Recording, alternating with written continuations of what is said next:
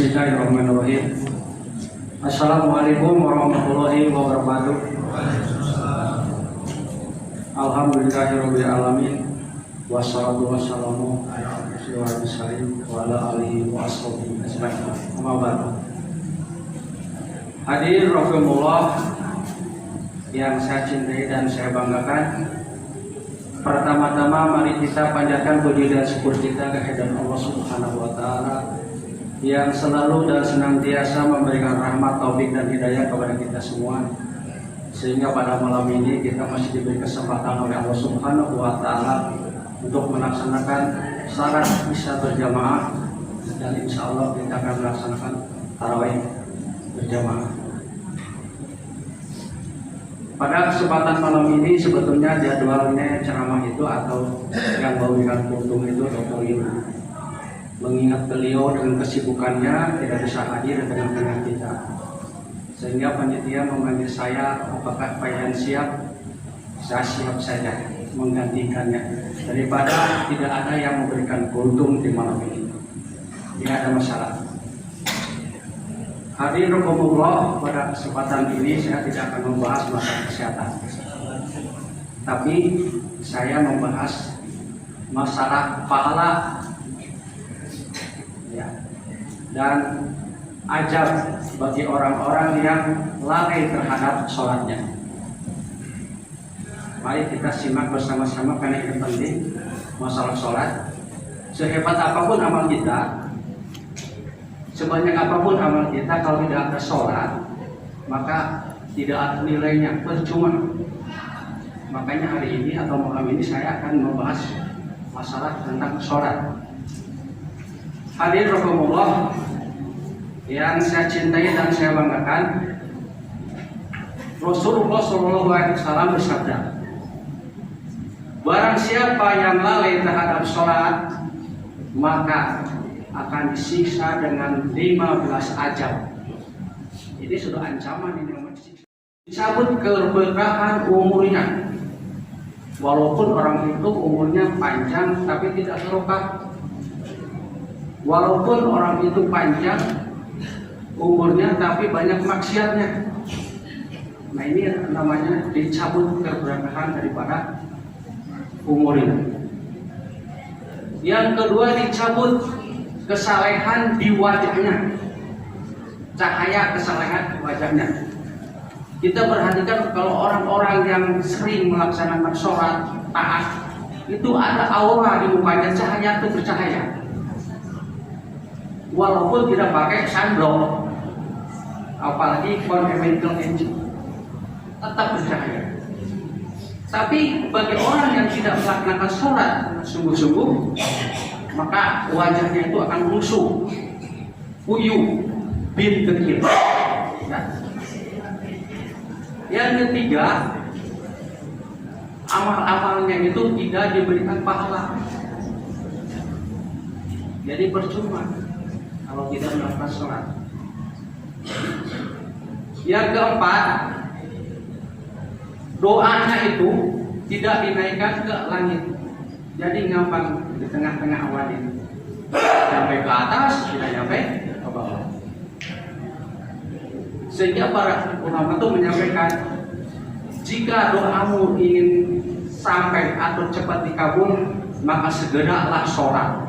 Artinya apa? Tepat waktu, jangan lalai.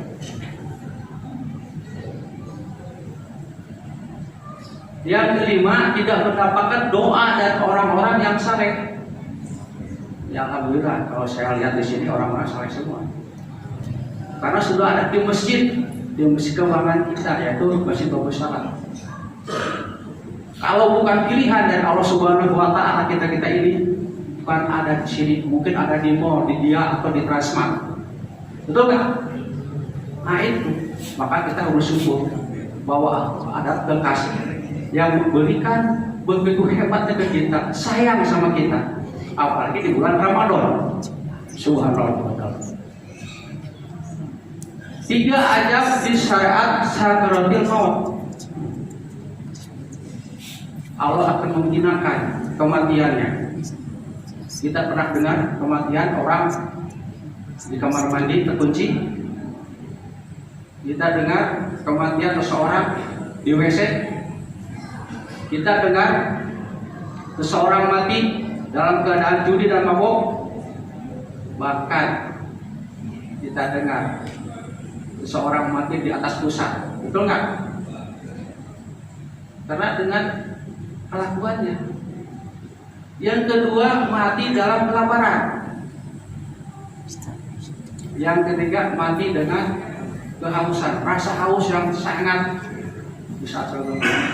Walaupun diguyur beberapa galon air, tetap aja haus dan haus.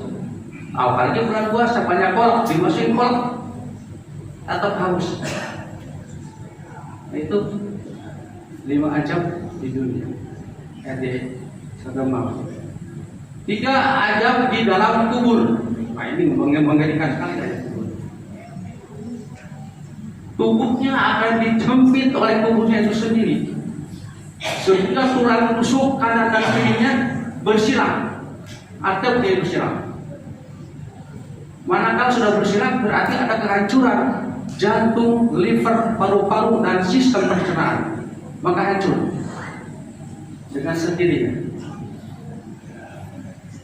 Yang kedua, Allah memberikan api di dalam kuburnya. Manakala api itu membakar siang dan malam terus. Yang ketiga, Allah memasukkan ular yang berbisa di dalam kuburnya.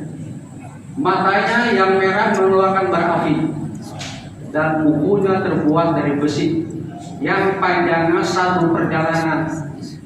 Bayangkan kalau 1 hari perjalanan kita misalnya ke taruhlah yang paling dekat ke Spadio. Nah, itu kukunya dibuat dari besi yang panjangnya seperti itu. Lalu tugasnya apa? Si ular ini.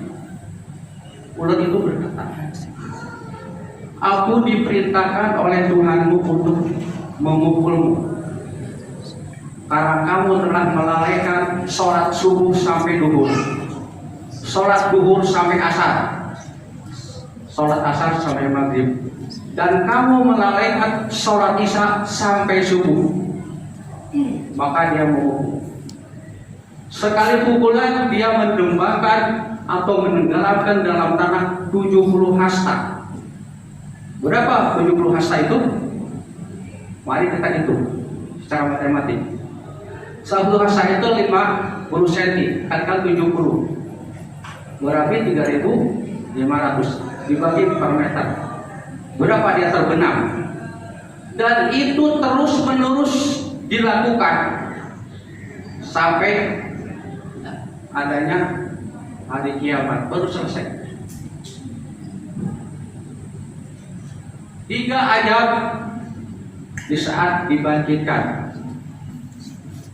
Allah menghisab dengan sangat berat. Allah sangat murka dan Allah akan melemparkan kepada api neraka. Luar biasa. Mudah-mudahan hadirin rahimakumullah yang ada di sini tidak menerima ajab seperti itu, tapi nanti menerima pahala. Bagi orang-orang yang menjaga sholatnya dengan benar tanpa lalai,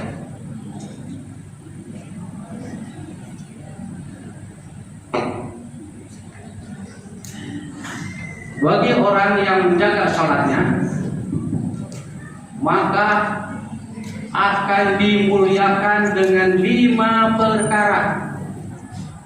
Pertama, dimudahkan dalam kehidupannya, dijauhkan dari azab kubur, menerima catatan amal-amalannya sebelah kanan.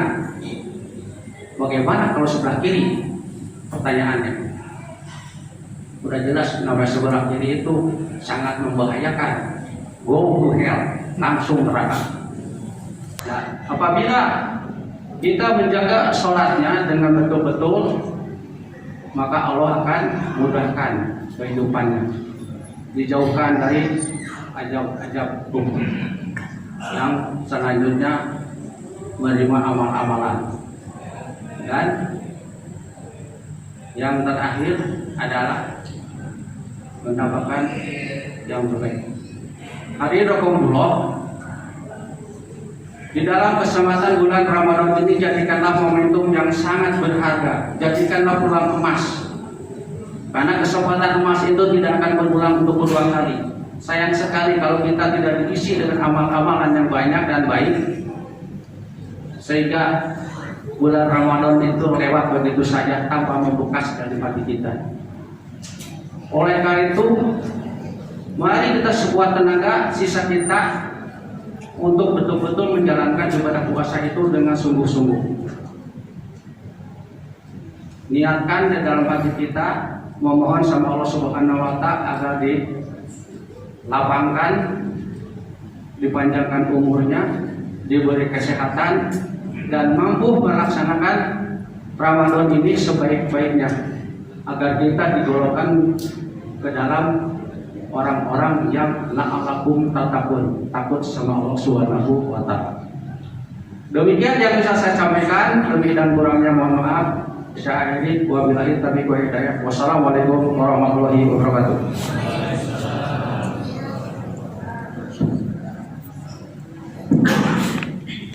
Sallu sunatan tarawih raka'ataini jami'an rahimakumullah.